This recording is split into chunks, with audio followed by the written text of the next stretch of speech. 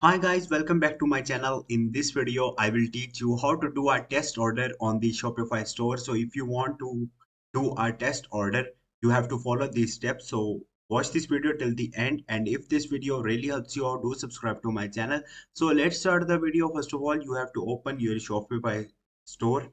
And once you will open it, here you will see settings options. You have to click on it and multiple options will be appear here. After that, you have to click on the payments, and from here you have to click on the choose a provider. Once you will do it, for the testing you can select the bogus gateway. It's free for testing. Simply I will select bogus gateway from here, and you have to click on the activate for testing bogus gateway. Once you will activate this feature on your Shopify store, simply go back and go to the main page of your admin, and here you will see online store.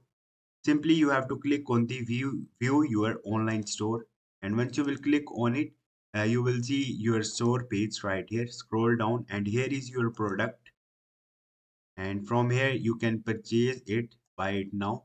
So this is the way to do a test order on the Shopify store. Hope this video will helpful for you. If you have any question or any confusion, just drop a comment. I will try to help you. Thank you.